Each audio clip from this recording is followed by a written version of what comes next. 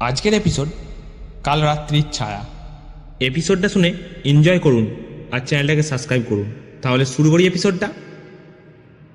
সন্ধ্যা নামছিল দ্রুত, পশ্চিম আকাশের সূর্য অস্ত যাচ্ছিল ধীরে ধীরে, আর তার আলো গিয়ে পড়ছিল পুরানো একটা ভাঙাচোরা বাড়ির দেওয়ালে। সেই বাড়িটা ছিল একদম গ্রামটার শেষ প্রান্তে, বড় একটা বট গাছের নিচে। এই বাড়িটা নিয়ে অনেক কথা চালু ছিল। ওখানে রাত হলে ছায়া নড়ে, কে যেন জানালায় দাঁড়িয়ে থাকে, কখনো কখনো কান্নার আওয়াজ শোনা যায়। তবে এসব গুজব বলে পাত্তা দেয়নি শহর থেকে আসা নিলয়। সে ছিল একজন লেখক। ভৌতিক কাহিনীর ওপর তার আগ্রহ প্রচণ্ড। তাই তো এমন একটা ভৌতিক বাড়িতে এক রাত কাটানোর সিদ্ধান্ত নিয়ে ফেলল। নিলয় গ্রামে এসেই যোগাযোগ করে গ্রামের রবিন কাকার সঙ্গে। রবিন কাকা বছর 60-এর বুড়ো হলেও গ্রামের সব ইতিহাস তার মুখস্থ। তিনি অনেক বোঝানোর চেষ্টা করলেন। ও বাড়িটা মানুষ ছেড়ে দিয়েছে 40 বছর আগে, কারোর ঘুম হবে না ওখানে। সাহস থাকলেও যেও না বাবা। কিন্তু নিলয় হাসল। আমার তো ভূতের গল্পের উপাদান দরকার, আপনারাই বললেন জায়গাটা রহস্যময়, সেই কারণেই তো এসেছি। শেষে রবিন কাকা একটা পুরানো লণ্ঠন, একটা কাঠের দড়ি আর কিছু শুকনো খাবার দিয়ে বললেন, যদি খুব বিপদ বোধ করিস বটগাছের নিচে দাঁড়িয়ে রবিন কাকা বাঁচাও এটা বলবি, আমি এসে পড়ব।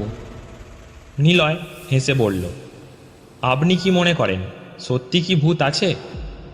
রবিন কাকার চোখ ঘোলা হয়ে গেল। সবাই দেখে না, কিন্তু যারা দেখে তারা আর আগের মতো থাকে না। বাড়িটা অদ্ভুত নিস্তব্ধ।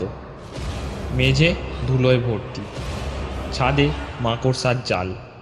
লণ্ঠনের আলোয় নিলয় ঘরটা দেখে, তারপর লেখার খাতা খুলে বসে। কিন্তু মনটা অস্থির। হঠাৎ টপ টপ করে ছাদ থেকে পানি পড়ছে। মাথা ঘুরিয়ে দেখে, না, পানি নয়, লালচে কিছু একটা। হঠাৎই জানালার পর্দা দুলে উঠল হাওয়া ছাড়াই। নিলয় উঠে দাঁড়ালো, কিন্তু কিছু দেখতে পেল না। হঠাৎ করেই দরজার ফাঁক দিয়ে একটা ছায়া ভেতরে ঢুকে এলো, ধোঁয়ার মতো, কিন্তু চোখ দুটো লালচে, জল জল করছে। নিলয় বলল, কে কে ওখানে? ছায়াটা নড়ছে না, শুধু এক স্থানে দাঁড়িয়ে কাঁপছে, এবং ধীরে ধীরে সেই কাঁপন শব্দে পরিণত হচ্ছে, যেন একটা মেয়ের বিলাপ। আমার বাচ্চাকে দাও, আমার বাচ্চা। নিলয়ের মাথা ঘুরে উঠল। সে ছুটে বের হতে চাইল, কিন্তু দরজাটা যেন নিজে থেকেই বন্ধ হয়ে গেল।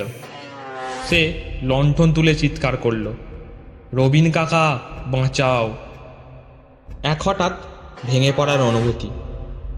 আর তারপর সে দেখে নিজেকে একটা অন্য ঘরে। কোথাও যেন একটা মেয়ে কান্না করছে, একটা কিশোরী, কাঁধে বালিশ, বুকের মধ্যে চেপে ধরেছে একটা রক্তমাখা শিশু। হঠাৎ পেছন থেকে একটা লোক এসে চিৎকার করে, তুই আবার পেটের বাচ্চা এনেছিস? এ অভিশাপ, এবার তোকে মরতেই হবে। দৃশ্যটা থেমে যায়। নিলয় বুঝতে পারে এই বাড়িতে একসময় সত্যিই কিছু ভয়ানক ঘটেছিল। এক ধাক্কায় সে আবার বাস্তবে ফিরে আসে।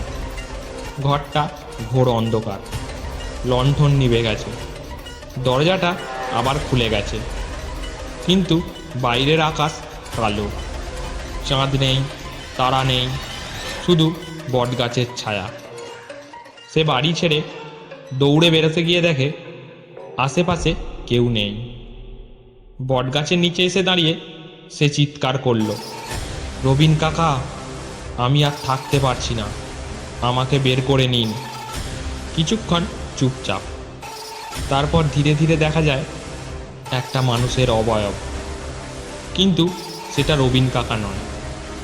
এটা সেই ছায়া, চোখ লাল, গলা কাঁপছে আর বলছে, তুইও ওদের মতো, তুইও গল্প করতে এসেছিস, কিন্তু আমার কান্না শোনার কেউ নেই। নিলয় চিৎকার করে দৌড় দিল। অন্ধকার গ্রাম পেরিয়ে সে রবিন কাকার বাড়ি পৌঁছালো। দরজা ধাক্কা দিয়ে ভেতরে ঢুকে জ্ঞান হারালো। পরদিন সকালে গ্রামের লোকেরা দেখে নিলয় একবারে নিস্তেজ। তার হাতে খাতা, আর তাতে লেখা, ছায়ারা সত্যি, তারা শুধু গল্পের জন্য নয়, তারা চায় মুক্তি। তারা চায় কেউ সত্যি জানুক তাদের যন্ত্রণা। নিলয় শহরে ফিরে যায় ঠিকই, কিন্তু তার হাসি খুশি ভাবটা আর কখনো ফিরে আসে না। এখন সে শুধু লেখে এমন সব গল্প যেগুলো পড়লে গা কাঁটা দেয়, আর চোখের সামনে ভেসে ওঠে সেই ছায়া, আমার বাচ্চা। গল্পটা এখানেই শেষ করলাম। গল্পটা ভালো লাগলে একটা লাইক করবেন।